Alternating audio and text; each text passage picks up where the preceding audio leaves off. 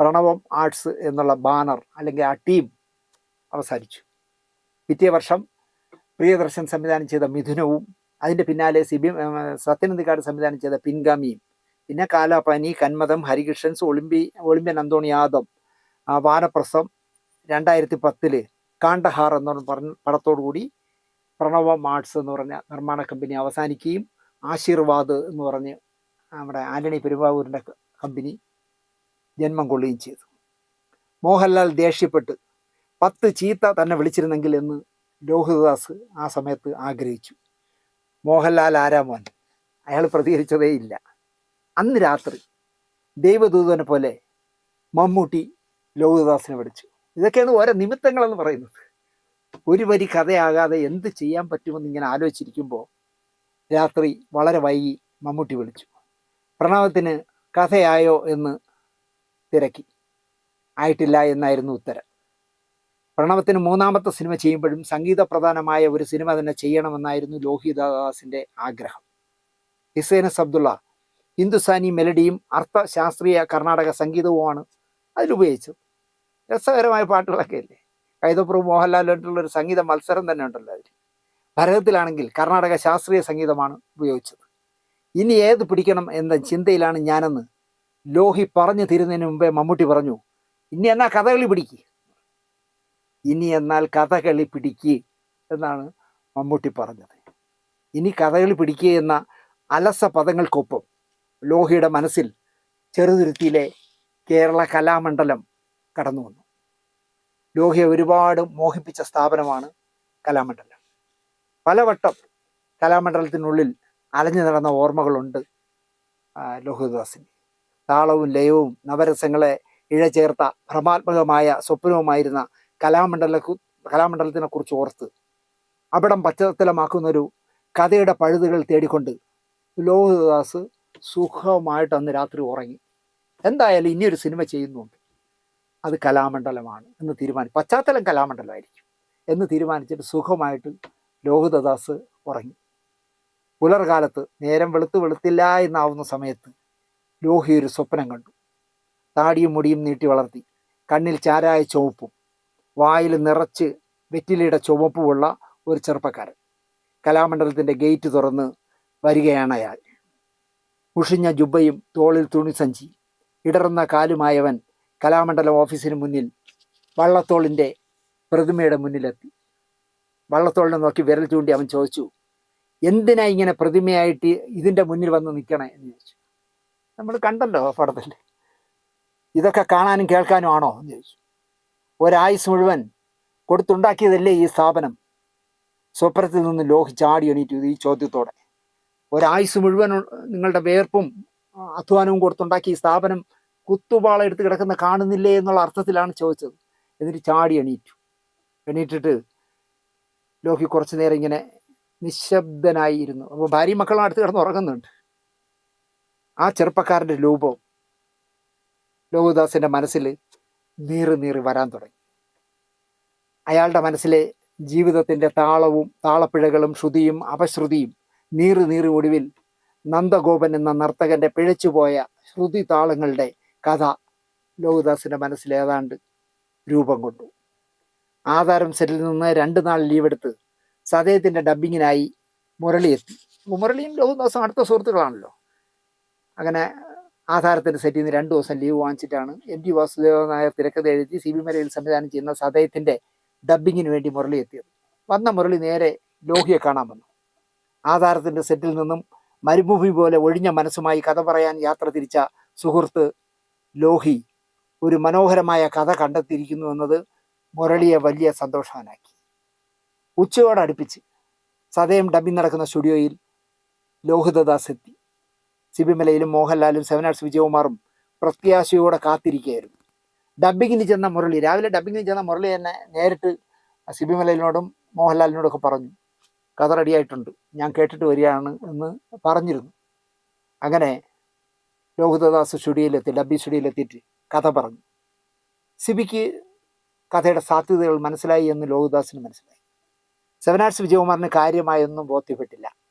മോഹൻലാൽ സ്വതസിദ്ധമായ നിസ്സംഗതയോടെ ചോദിച്ചു, നന്നാവുമെന്ന് ചേട്ടന് ഉറപ്പുണ്ടോ? അല്ല, മോഹൻലാലിൻ്റെ ഒരു അഭിപ്രായമില്ല. അദ്ദേഹം ലോഹിതദാസിനോട് നിസ്സംഗമായ പാവം നിസ്സംഗതയോടെ ചോദിച്ചു, നന്നാവുമെന്ന് ചേട്ടന് ഉറപ്പുണ്ടോ? ഉറപ്പുണ്ടെന്ന് ലോഹി മറുപടി പറഞ്ഞു. ആ ഉറപ്പിൽ പിറന്നതാണ് കമലദളം.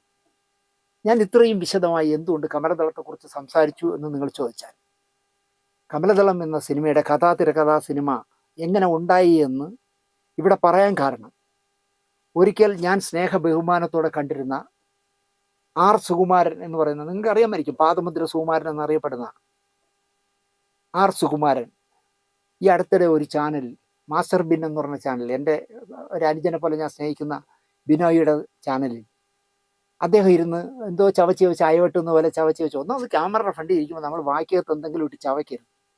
ഇദ്ദേഹം എന്തോ കപ്പലിൻ്റെയോ ജൂയിങ്കമോ എന്തോ ഇട്ട് ചവച്ച് ഒരു അലസനെ പോലെ ഇരുന്നിട്ട് പറയുന്ന വങ്കത്തരങ്ങൾ കേട്ടപ്പോൾ എനിക്ക് കമലദളം എങ്ങനെ പിറന്നു എന്ന് പ്രേക്ഷകരോട് പറയണം എന്ന് തോന്നി.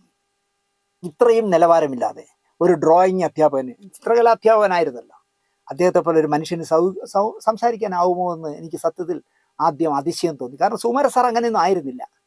പക്ഷേ ഇപ്പോൾ ആർ സുകുമാരൻ വാ തുറന്നാൽ ക്യാമറയുടെ മുന്നിൽ പറയുന്ന വങ്കത്തരങ്ങൾ കേൾക്കുമ്പോൾ, അല്ലെങ്കിൽ അഹങ്കാര വർത്തമാനങ്ങൾ പറയുന്നത് കേൾക്കുമ്പോൾ, അല്ലെങ്കിൽ ഞാനൊരു ഒന്നൊന്നര ആളാണ് എന്നുള്ള രീതിയിൽ അദ്ദേഹം സംസാരിക്കുന്നത് കേൾക്കുമ്പോൾ സത്യത്തിൽ എനിക്ക് ആ മനുഷ്യനോട് പുച്ഛം തോന്നി. ഞാനൊന്നുമില്ലെങ്കിലും കുട്ടികൾക്ക് എന്താ പറയുക, ചിത്രം വരെയാണെങ്കിൽ പോലും പഠിപ്പിക്കുന്ന ഒരു അധ്യാപകനല്ലേ. അത് മോഹൻലാലിനെ ആയാലും ശരി, ഭാനുപ്രിയയായാലും ശരി, ദിലീപിനായാലും ശരി, എല്ലാവരും എടാ പോടാ, അവള് എവള്, മറ്റവൻ മറിച്ചവൻ എന്നൊക്കെയാണ് അദ്ദേഹം സംബോധന ചെയ്യുന്നത്. ഇദ്ദേഹത്തിന് ഇത് ആര് ലൈസൻസ് കൊടുത്തു എന്ന് എനിക്കറിയില്ല. ഒരു സിനിമാക്കാരനാവാൻ കളം ഒരുക്കി കൊടുത്ത മോഹൻലാലിനെയും നല്ല സിനിമകൾ ചെയ്ത് എനിക്ക് തിരക്കഥ എഴുതാൻ കഴിയുമെന്ന് തെളിയിച്ച ലോഹിതദാസിനെയും, നന്നായിട്ടൊരു തിരക്കഥ കൈ കിട്ടിയാൽ നന്നായിട്ട് അത് ഷൂട്ട് ചെയ്തെടുക്കാൻ കഴിയുമെന്ന് ഒരുപാട് സിനിമകളിൽ തെളിയിച്ച സിബി മലയിലിനെയും ഒക്കെ മോഷ്ടിച്ചവന്മാരെന്ന് പറയുന്നതാണ് ഈ നാടൻ ഭാഷയിൽ അദ്ദേഹം പറയുന്നത്. യവന്മാരെല്ലാം മൂന്നെണ്ണം, സിബി മലയിലും മോഹൻലാലും ലോഹിതദാസും ഒക്കെ മോഷ്ടിച്ചവന്മാർ എന്നാണ് അദ്ദേഹം പറയുന്നത്. ആർ സുകുമാരൻ എത്രമാത്രം അധപ്പതിച്ചുവെന്ന് അദ്ദേഹം പറയുന്ന ഈ വിഷ്വലൊന്നും നിങ്ങൾ കണ്ടുനോക്കി. സാമ്യമുണ്ട്. അത് പറ്റിപ്പോയത് നമ്മുടെ സ്ക്രിപ്റ്റ് ഇവർ വായിച്ചു, കമലക്കാർ വായിച്ചു. ഈ ഇടവേളയ്ക്ക് ഈ തലമുടി ശരിക്കും വളരുന്നത് വരെയുള്ള സമയത്തിന് ഇടയ്ക്ക് ഒരു പടം ചെയ്യണമെന്ന് വന്നു. അങ്ങനെയാണ് അവർ ഒരു സ്ക്രിപ്റ്റ് ഉണ്ടാക്കിയത്. ആ സ്ക്രിപ്റ്റ് എന്ന് പറയുന്നത് നമ്മുടെ ഇതിൽ നിന്നും കൂടെ മോട്ടിച്ചതാണ്. സാർ ആർക്കാ വായിക്കാൻ കൊടുത്തത്? അതിന്റെ ഡയറക്ടർക്കോ? വായിക്കാൻ കൊടുത്തത് സിബി മലയിലിനും. നൈസായിട്ട് ചൂണ്ടിയായിരുന്നു, ത്രെഡ് എടുത്തു. അങ്ങനെയാണ് അതിന്റെ കയ്യടി മുഴുവൻ കൊണ്ടുപോയി. കൊണ്ടുപോയി. അങ്ങനെ വന്ന ആ ഡാൻസുകളും ഒക്കെ അങ്ങനെ നമുക്ക് നഷ്ടപ്പെട്ടു. അപ്പൊ അതിലും സാർ പ്രധാന പാഠം പഠിച്ച് ഒരാൾക്ക് സ്ക്രിപ്റ്റ് കൊടുക്കാൻ പാടില്ല. അതൊരു ഭയങ്കര ഇതാ. കമലദളത്തിന്റെ സ്ക്രിപ്റ്റ് ലോഹിതദാസിന്റെയാ. ലോഹിതദാസിനെയും കൊണ്ടാണ് അവര് എഴുതിച്ചത്. അപ്പൊ ഇപ്പോഴും സാറ് വിചാരിക്കുന്നു ശില്പി ഒരു പടി മൂളി പോയേനെ കമലദളം ഇല്ലായിരുന്നെങ്കിൽ. അതെല്ലാവരും പറയുകയും ചെയ്തു. ഞാൻ ലാലിനോട് അത് പറയുകയും ചെയ്തു. എന്ത് പറഞ്ഞു? ലാലെ, അത് ശരിയായില്ല. കാരണം നമ്മളൊരു പടം ചെയ്യാൻ പോകുമ്പോൾ അതിൻ്റെ മാറ്റർ ലാല് വേറെ ആൾക്ക് കൈമാറാൻ പാടില്ല. നാളെ സംഭവിച്ചു കണ്ടോ എന്ന് ഞാൻ ചോദിച്ചു. കമലദളത്തിൻ്റെ അത് റിലീസാകുന്നതിന് മുമ്പ് തന്നെ അത് തിയേറ്ററിലെ കുറച്ച് ആളുകളെ പ്രിവ്യൂ കാണിക്കാൻ മദ്രാസിലാണ്. ഞാനും മധുവമ്പാടും എല്ലാം നമ്മുടെ ഷൂട്ടിങ്ങിൻ്റെ തിരക്കിൽ നിൽക്കുമ്പോൾ എന്നോട് പറഞ്ഞു, നമുക്കത് പോയെന്ന് കാണണം ആ പടം. ഞങ്ങൾ പോയി കണ്ടിട്ട് ഒരു അരമണിക്കൂർ കഴിഞ്ഞപ്പോൾ ഞങ്ങളങ്ങ് സ്തബ്ധരായി. നമ്മുടെ കഥ തന്നെ അത്. നമ്മുടെ അവസാനം മധുവമ്പാട് എന്നോട് പറഞ്ഞു, സാറേ, ഇനി നമ്മൾ എന്തിനാ ഈ പടം ചെയ്യുന്നേ? എന്ന് എന്നോട് ഇങ്ങോട്ട് ചോദിച്ചു. ആ ദുഃഖം ശരിക്കും ഒരു ദുഃഖമായിരുന്നു. അത് ലാലിനോട് ഞാൻ പറഞ്ഞു. അപ്പം ലാല് പറഞ്ഞ്, സാറേ അതും ഇതും രണ്ടും രണ്ടാ, സാറ് ഒന്നുകൊണ്ടും വിഷമിക്കണ്ട എന്ന് പറഞ്ഞു. എന്ന് പറഞ്ഞാൽ എന്തോ അർത്ഥം? അപ്പൊ ലാലോട് അറിഞ്ഞുകൊണ്ട് ചെയ്ത ഒരു കൊലച്ചതിയായിപ്പോയി. ചതിയായിപ്പോയി. കൊലച്ചതി എന്ന് പറഞ്ഞാൽ അങ്ങേ അറ്റത്തെ. ഒരു വാക്ക് സാറിനോടെങ്കിലും പറയാമായിരുന്നു, നിങ്ങൾ കഥ വന്നിട്ടുണ്ട്, ഞാൻ എന്താ ചെയ്യേണ്ടതെന്നല്ലേ ലാലിനോട്? സാറ് ഒരു ഘട്ടത്തിൽ ഒരു കമ്മ്യൂണിക്കേഷൻ നടന്നിട്ടില്ല നിങ്ങൾ? ഇല്ല, ഞങ്ങളങ്ങനെ ചെയ്തിട്ടില്ല. പക്ഷെ നമ്മുടെ തിരക്കഥ അവർ വായിച്ചു. സാർ എന്തിനാ ഞാൻ കൊടുത്തത്? എന്തിനാ ഞാൻ കൊടുത്തതല്ല, അവിടെ ഇരുന്ന് ഇത് ഈ ഞങ്ങൾ തൃശ്ശൂര് ഗവൺമെന്റിന്റെ ഒരു കെട്ടിടം, അതിലെ ആണ് എല്ലാവരും വന്ന് തങ്ങുന്നതും ഒക്കെ. അങ്ങനെ തങ്ങുന്ന ഈ തിരക്കഥ അവിടെ ഇരുന്നത് എടുത്ത് ഇയാൾ വായിച്ചു. സിബിമലയിൽ വായിച്ചു? സിബിമലയിലല്ല, ലോഹിതദാസ്. പുള്ളിയുടെ ഒരു ചെറിയ സാധനം കിട്ടിയാൽ മതിയല്ലോ. അങ്ങനെയാണ്. എന്നിട്ട് കൂടെ വന്ന് എന്നോട് ഓരോ അഭിപ്രായം ചോദിക്കും, അതെങ്ങനാ ഇതെങ്ങനാന്ന് കേട്ടോ. ഇതൊന്നും അറിയുന്നുമില്ല. പക്ഷെ അവസാനമാണ് ഇത് മനസ്സിലായത്. ചങ്ക് പൊടിഞ്ഞുകൊണ്ട് തിയേറ്ററിൽ വിട്ട് സാർ ഇറങ്ങിയല്ലേ? പകുതി ആയപ്പോഴത്തന്നെ ഞങ്ങൾ കരഞ്ഞ് വല്ലാതായിപ്പോയി. മധുവമ്പാടാണെങ്കിൽ സാറേ ഇനി നമ്മളെന്തിനാ ഈ പടം ഇനി ചെയ്യുന്നത് എന്ന് വരെ ചോദിച്ചു. ഒന്ന് ആലോചിച്ച് നോക്കട്ടെ, അങ്ങനെയുള്ള ഒരവസ്ഥ വന്നു. പിന്നെ രാജശില്പിന്റെ മനസ്സോടെ സാർ പിന്നെ ഷൂട്ട് ചെയ്തത് അല്ലേ? താല്പര്യം ഇല്ലാത്ത മട്ടില്ലേ? താല്പര്യമില്ല, ഞങ്ങളത് എങ്ങനെ മാറ്റി എടുക്കാമോ എന്നൊക്കെ നോക്കി അവസാന സീനൊക്കെ മാറ്റിയെടുത്ത്. കഥ പിന്നെ കുറെ മാറ്റമൊക്കെ വരുത്തിയായിരുന്നു? വരുത്തി. അല്ലാതെ ഒക്കത്തില്ലെന്ന് വന്നു. എല്ലാരും പറയുന്നത് നമ്മൾ മോട്ടിച്ചെന്നേ പറയൂ. മറ്റാണ് ആദ്യം റിലീസ് ചെയ്ത പടവും കൂടെ റിലീസ് ചെയ്തും അതിന്റെ ഡയറക്ടറൊക്കെ ഫേമസുമാണ്. യഥാർത്ഥ സത്യം ഇത് ഒരുപക്ഷെ പ്രേക്ഷകർ ഇപ്പോഴായിരിക്കും അറിയുന്നത്. അതെ, ഞാൻ മോട്ടിച്ചതല്ലേ, എന്റെ കാര്യമാണ് മോട്ടിച്ചത് അല്ലേ? അതെ. എന്ത് ചെയ്യാനാ, നമ്മളെന്ത് ചെയ്യാനാ? ജീവിതത്തിൽ ഇങ്ങനൊക്കെ ഒരുപാട് സംഭവങ്ങൾ ഉണ്ടാകുന്നുണ്ടേ. പിന്നെ ഒരു ഘട്ടത്തിൽ പോലും കഥ ആരോടും പിന്നെ പറഞ്ഞിട്ടില്ല? ഇല്ല, ലാലിനോട് പോലും പിന്നെ കഥ പറഞ്ഞിട്ടില്ല. അപ്പൊ അതാണ് സിനിമാ ലോകം അല്ലേ? ചിരിച്ചുകൊണ്ട് കഴുത്തിറക്കുന്ന ലോകമാണ്. പെണ്ണിന്റെ വിരഹമാണല്ലോ കമലദളം എന്നാണ് ഇദ്ദേഹം ചോദിക്കുന്നത് സുകുമാരൻ സാർ. രാജശില്പിയും അത് തന്നെ എന്ന് അദ്ദേഹം പറയുന്നു.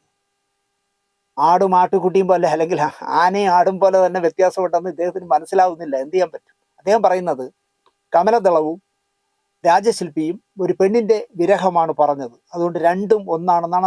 ഒരിക്കലും അല്ല. രണ്ടും യാതൊരു ബന്ധവുമില്ല എന്ന് ഞാൻ പറയും. ലോഹിതദാസ് മോട്ടിച്ച രാജശില്പിയുടെ തിരക്കഥ എടുത്ത് മോട്ടിച്ചതാണെന്ന് കമലദളം എന്നാണ് അദ്ദേഹം പറയുന്നത്. ലോഹി തിരക്കഥ എടുത്ത് വായിച്ചു, എന്നിട്ട് കയ്യടി മുഴുവൻ കമലദളം കൊണ്ടുപോയി. എൻ്റെ രാജശില്പിക്ക് കയ്യടി കിട്ടിയില്ല എന്നാണ് അദ്ദേഹം പറയുന്നത്. ലോഹി ഇടയ്ക്കിടയ്ക്ക് തിരക്കഥ എഴുതുന്നതിനിടയിൽ, അപ്പോൾ തൃശ്ശൂർ ഒരു സർക്കാർ സ്ഥാപനത്തിൽ താമസിച്ചു എന്നാണ് പുള്ളി പറഞ്ഞത്. പുള്ളിക്ക് രാമനിലയൊന്നും ഓർമ്മ കിട്ടുന്നില്ല. അപ്പോൾ മോഹൻലാൽ അഭിനയിക്കുന്ന കമലദളത്തിന് വേണ്ടി രാമനിലയത്തിൽ മോഹൻലാൽ താമസിച്ചിരിക്കാം, CBMലയിൽ താമസിച്ചിരിക്കാം, ലോഹിതദാസ് താമസിച്ചിരിക്കാം.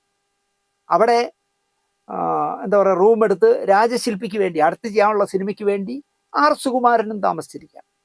പക്ഷെ ഇദ്ദേഹം പറയുന്നത് ഇടയ്ക്കിടയ്ക്ക് വന്ന് ലോഹിതദാസ് സംശയം ചോദിക്കുന്നു, അല്ല നമ്മൾ ഇങ്ങനെ എഴുതിയാൽ അല്ല പ്രശ്നമുണ്ട്, ഇങ്ങനെ എഴുതാമോ, കലാമണ്ഡലം ഇങ്ങനെയാണ് ഇരിക്കുന്നത്, അത് എടുത്ത് തല ഉത്തന വയ്ക്കണോ എന്നൊക്കെ ചോദിച്ചു എന്നാണ് അദ്ദേഹം പറയുന്നത്. എത്ര സിനിമയ്ക്ക് തിരക്കഥ എഴുതിയ മനുഷ്യനാണ് ലോഹിതദാസ് എന്ന് ആലോചിച്ചു. അദ്ദേഹം നാടകം എഴുതുന്ന കാലത്ത് സുകുമാരൻ പിള്ളേരെ ചോക്ലേറ്റ് ഇട്ട് ബോർഡിൽ വരച്ച് പഠിപ്പിക്കുന്നേ ഉള്ളൂ, തിരക്കഥയും കഥയൊന്നും എഴുതിയിട്ടില്ല. പക്ഷെ അദ്ദേഹം പറയുന്നത് ലോഹിതദാസ് തിരക്കഥ എഴുതുമ്പോൾ ഉള്ള സംശയം മുഴുവൻ എൻ്റെ റൂമിൽ വന്ന് ചോദിച്ചിരുന്നു എന്നാണ് അദ്ദേഹം പറയുന്നത്. എന്നിട്ട് എൻ്റെ തിരക്കഥ മോഷ്ടിച്ചെടുത്ത സിനിമയുടെ പ്രിവ്യൂവിന് എന്നെയും ക്യാമറമാൻ മധു അമ്പാട്ടിനെയൊക്കെ വിളിച്ചു എന്നാണ് അദ്ദേഹം പറയുന്നത്. ഞാൻ കേൾക്കട്ടെ, ഞാൻ മോഷ്ടിച്ചതാണെങ്കിൽ ഞാൻ ഇദ്ദേഹത്തെ വിളിക്കുമോ?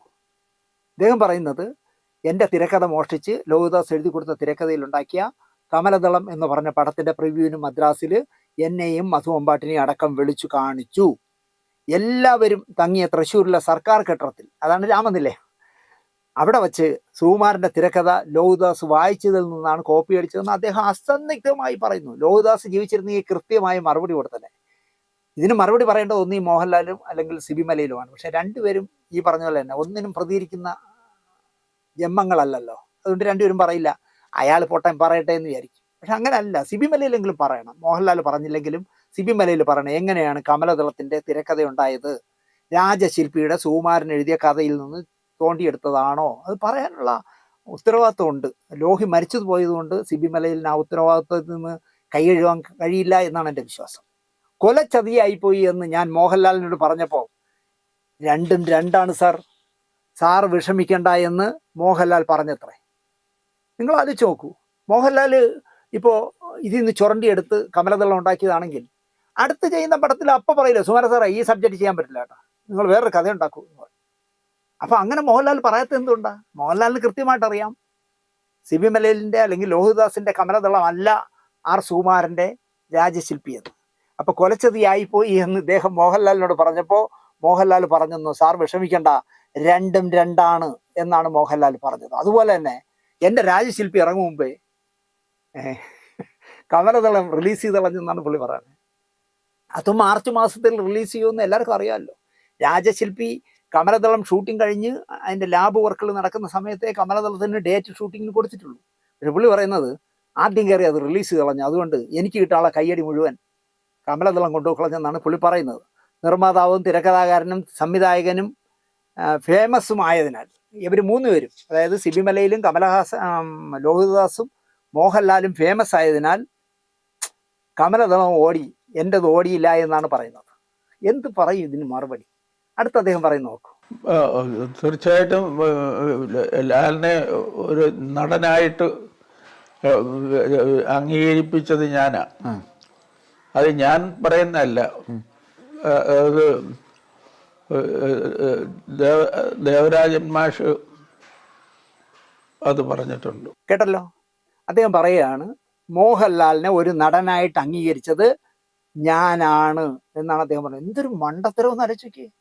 ആർ സുകുമാരൻ എന്ന് പറഞ്ഞ ആളിൻ്റെ കയ്യിൽ പാദമുദ്രയിൽ അഭിനയിക്കാനായിട്ട് അച്ഛനും മകനുമായിട്ട് അഭിനയിക്കാൻ കിട്ടിയത് അന്നാണെന്ന് അദ്ദേഹം മോഹൻലാലിനെ ഒന്ന് മോൾഡ് ചെയ്ത് ഒരു നടനാക്കി എടുത്തത്. അത് ഞാൻ മാത്രമല്ല പറയുന്നത്, എന്നോട് ദേവരാജൻ മാഷ് പറഞ്ഞു എന്നാണ് അദ്ദേഹം പറയുന്നത്. ഈ ദേവരാജൻ മാഷ് സുകുമാര സാറിൻ്റെ ഒരു സിനിമയും ചെയ്തിട്ടില്ല. മോഹൻലാലിൻ്റെ സിനിമ ഏതെങ്കിലും ചെയ്തിട്ടുണ്ടോ എന്ന് ഞാൻ നോക്കിയില്ല. പിന്നെ ഒരിക്കലും ദേവരാജൻ മാഷിനെ പോലെ ഒരാൾ മിസ്റ്റർ ആർ സുകുമാരൻ നിങ്ങൾ മോഹൻലാലിനെ ഒരു നല്ല നടനാക്കി മോൾഡ് ചെയ്തെടുത്തു എന്ന് പറയില്ല എന്ന് 100% ഉറപ്പാണ്. പിന്നെ നമുക്ക് ചോദിക്കാൻ നോക്കില്ല, ദേവരാജൻ മാഷ് മരിച്ചുപോയില്ലേ, പറഞ്ഞോ മാഷെന്ന് നമുക്ക് ചോദിക്കാൻ വരുന്നത്. അത് ഇത്തിരി കുറച്ച് കാലം മുമ്പായിരുന്നു ഈ സത്യമായിട്ട് ഞാൻ പോയി കണ്ട് ദേവരാജൻ മാഷിനോട് ചോദിച്ചേ, മാഷേ ഇങ്ങനെ ആർ സുകുമാരൻ എന്ന ആളിനോട് താങ്കൾ പറഞ്ഞോ മോഹൻലാൽ എന്ന് പറഞ്ഞ എന്താ പറയുക സ്റ്റാർട്ടിനും കട്ടിനും ഇടയിൽ അത്ഭുതം കാണിക്കുന്ന ഒരു നടനെ അങ്ങനെ ആക്കിയെടുത്തത് നിങ്ങളാണെന്ന് പറഞ്ഞെന്ന് ചോദിച്ചാൽ കൃത്യമായ മറുപടി ദേവരാജൻ മാഷ് പറയും.